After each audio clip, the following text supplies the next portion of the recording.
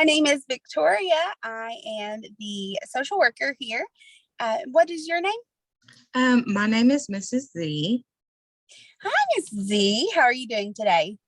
I'm doing somewhat okay. Okay. Well, I'm really glad to meet you, and I'm glad to get to know you. Do you want to tell me a little bit about yourself? Yes, so I'm a 24-year-old administrative assistant working for a trucking company. Um, I have been recently divorced well, not super recent, but in the last 3 years, I've been divorced. I have a 4-year-old son, um, and I like to go out on occasions. That's pretty much it. Okay. Now I do want to ask. I like to take notes just so I can remember things, and just so if I have any thoughts while you're talking, like I can just jot them down so I don't forget. Is that okay with you? Yes, that's fine. Okay, awesome. So your son, you said he's 4. I bet he is a wild one, isn't he? Yes, that's an understatement. He likes to get into everything. Because I'm his sole provider, sometimes I feel like I really lose my patience with him. I feel like um, I don't give him the best attention and the best care sometimes. So yeah, it's definitely a journey. That's for sure. Yeah, I have a 3-year-old myself, and I can attest to all of that. Yeah. So you said you work for a trucking company. Do you like your job? Yes, I mean, for the most part, I like my job. I feel like that I'm underappreciated sometimes. I know that my job entails a lot, and I provide a lot of services to the company that I work for. But recently, I was passed for a promotion. It was given to a male in the office instead of me, even though I had more experience. So I'm kind of upset about that. But I mean, I get told all the time that I'm, a valuable employee, but I just sometimes I just don't feel that. Okay. Well, I I've been there myself. I understand that that's definitely very frustrating. Um, do you want to tell me? I know you said that you're the sole provider. So you, like I said, you are the sole provider. Is the father? I'm assuming that's your ex-husband. Is he not in the picture at all? Like, does he choose not to be, or is that something that you all decided on mutually? Well, after the divorce, he left, and once everything was finalized, all the papers were, turned in. He just walked away. He was given a visitation package with my son, but he just chooses not to take that time, which just leaves him with me most of the time. So, I mean, sometimes on holidays, he'll come and see him, or maybe we'll call, but for the most part, he doesn't see him at all. Okay. And does he still live nearby? No, he doesn't. He moved to another state. Okay. Let's see. And then, um, I mean, do you have any other family around? So I do have my parents. They live nearby, but the relationship with my parents is not that great. I had an incident happen when I was younger, and that kind of drew a wedge between my parents and I. So since then, I haven't. When I became an adult, I don't really pursue a relationship with them. When we see each other or talk to each other, we're civilized, but it doesn't really go past that. Okay.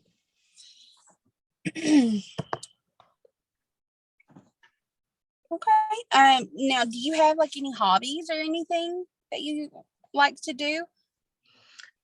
Yes, I really like to horseback ride, and I like to attend church on occasion, and I also spend time with a few friends outside of work. But since I am the sole provider of my son, and I work a lot, I don't really have the time to do a whole lot. I just most of the time just keep to myself and spend time with him and go to work, and that's about it. Yeah, I can understand that.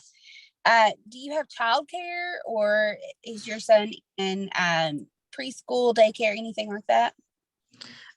So he's I hadn't gotten him enrolled in daycare or preschool or anything like that, just simply because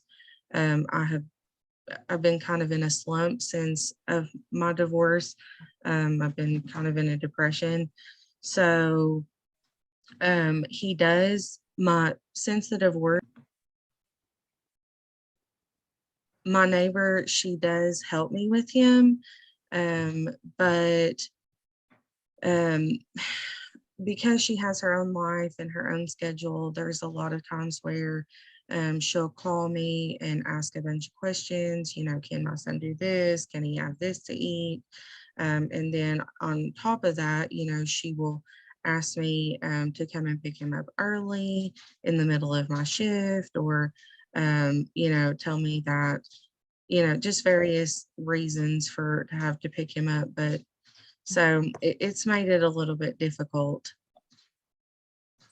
Okay. Um, yeah, childcare is definitely a toughie.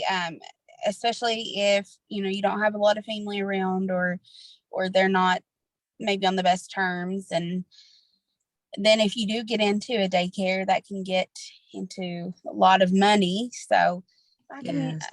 understand how that's a stressor. Um, and here, I just want to go over everything with you and just see what we can do to help you. Um, Now, you mentioned that you were depressed. Is that the reason that you came in today? Yeah, I feel depressed most of the time. I I just feel like I'm in kind of a slum, or just I don't know. It's been something I haven't been able to draw myself out of, and some days are better than others, but I most days I just feel depressed, like I just feel down. Okay. And you mentioned an incident when you were younger, with your parents. I think maybe let's let's kind of start talking about that, since that happened when you were young, and then we'll go through everything else too. Okay. Uh, Well, when I was younger, whenever I was 6 years old, I was sexually abused by an uncle, and um, I informed my parents about it. And because he was a close relative to them, they just kind of wanted to bury the hatchet on it. They didn't want to address the issue, or um, they even went so far as to tell me that I was imagining the whole thing, that it never happened. So at that point in my life, is when I think, depression kind of started. mhm. I was a very bubbly, fun-loving child, and I became very recluse. And my trust in, people just kind of withered at that point too. At the time when I was little, I didn't realize that, but as I've gotten older, I think that that's really when it started. Yeah, that was a pretty young age, 6. Uh, do you feel like, how did it make you feel when your parents just told you that you were imagining it? I felt like I couldn't trust them with anything, like that I was devalued, that I was trash. Um, it's really kind of hard, I guess, to put it into words, but Yeah. I just felt very devalued. I felt very invisible, like my opinion and what I had to say didn't matter. So, I, I those are very valid feelings, and I completely understand why you feel that way. I felt that way, feel that way now. Do you feel like because you were at such a young age, um, and your parents told you you were imagining it, do you think that it made you, that it just kind of like you're not protected anymore? Is that, did that come about, that feeling at all? yes, somewhat. Like I felt like that, the people who are supposed to love and take care of you the most was the people who devalued me. And so by devaluing me, I felt very unprotected. I felt like I wasn't, I was no longer safe no matter where I went, because home is where you're supposed to feel safe and your parents are supposed to make you feel that way. Yeah. And I see that you are 24 and your son's 4, so you had him pretty young, and you were married pretty young as well. Tell me about that relationship, when you began dating your ex-husband, and how that relationship was, and then kind of like your marriage and why it ended. So, we were married pretty quickly. We were dating 6 months when he proposed, and he proposed when he found out that I was pregnant with my son. And at the time, he was a very attractive person. We got along and everything like that. And I guess, you could say it was love at first sight. But, I felt like it was the right thing to do, like that I needed a husband, like I needed that person to protect me. And so I found that in him. I didn't necessarily, you know, Mhm. I don't really know how to put that, but it just, I felt like that I truly, that I wasn't necessarily like super, super in love with him, but that I was attracted to him enough to where I felt like at that point in my life, I needed a husband. I needed that support. And so I thought that I would find that in him. And so we got married. And then shortly afterwards, my son was born, and there was a lot of things that we didn't see eye to eye on. Within the first year of marriage, um, we divorced just because I think that it was such a quick decision. It was a spur of the moment thing that neither one of us really had a chance to get to know one another. And when he found out some things about me and I found out some things about him, it didn't pan out.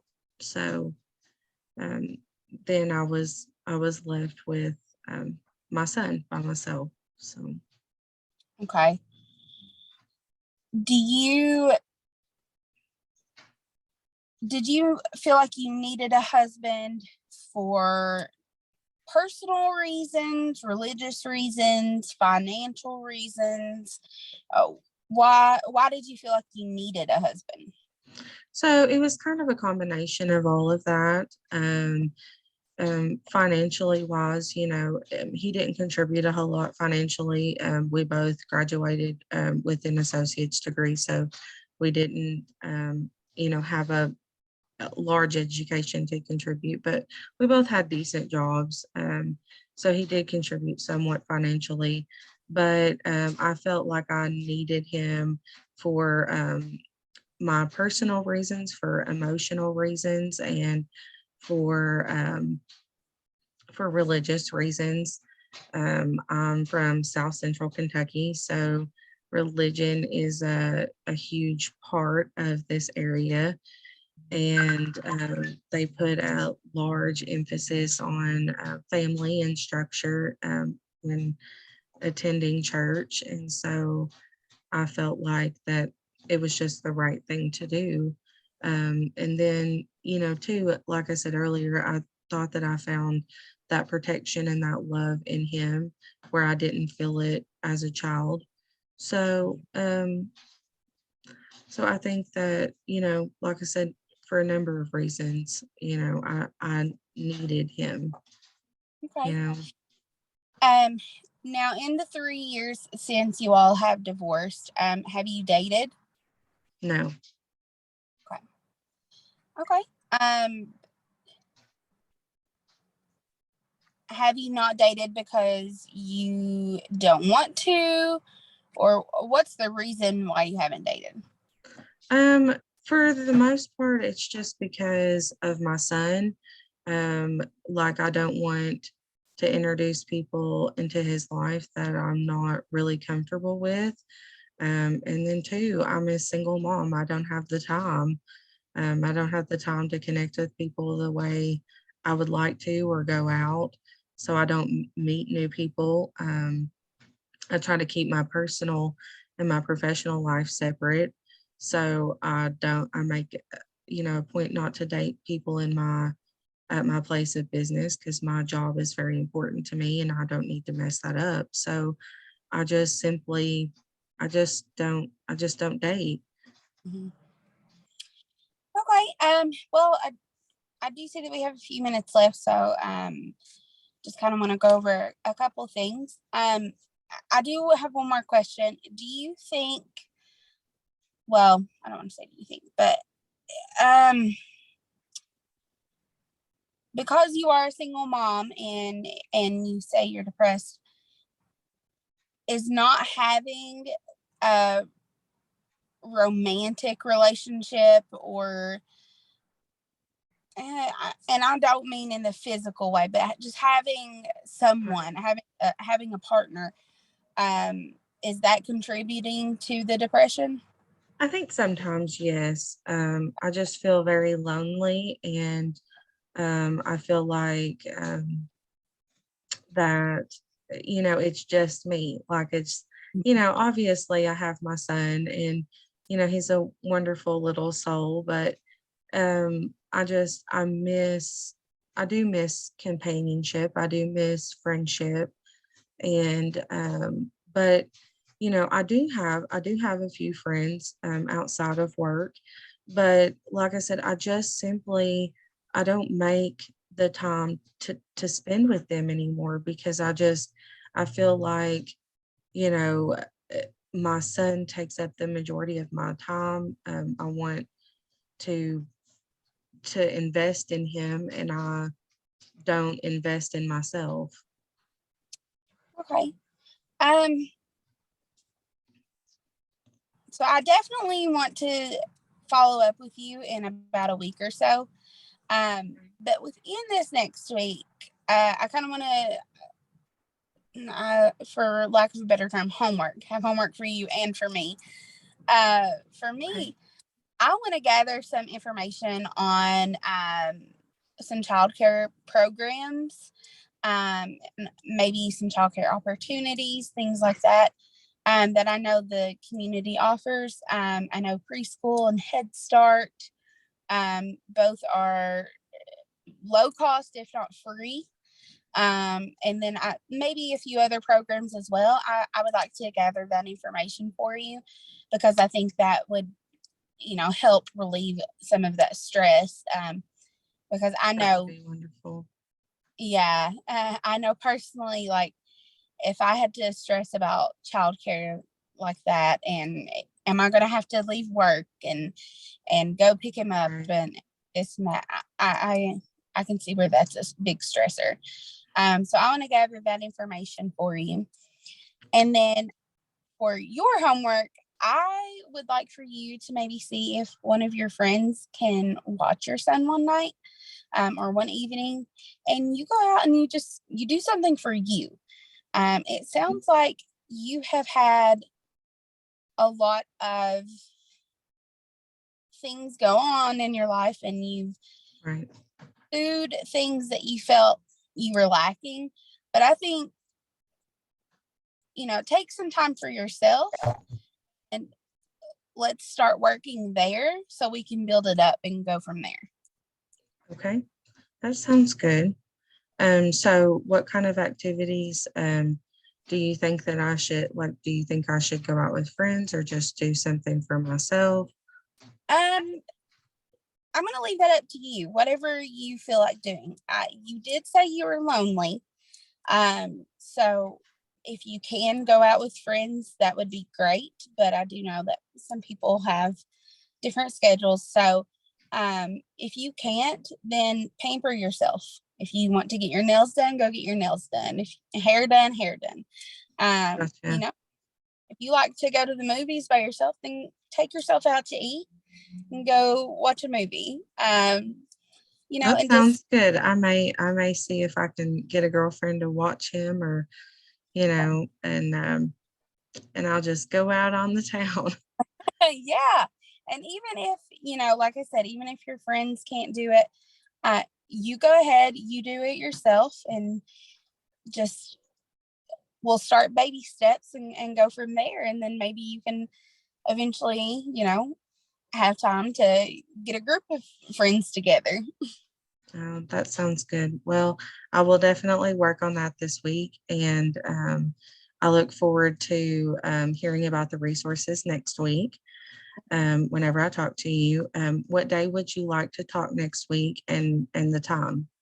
I can do next Wednesday if that works for you. Yes, that'll Same. work for me. The same time? Mhm. Well, I can do that. Okay. We'll put you down. All right. I look forward to seeing you next week. All right. Thank you. Buddy, see you. Bye.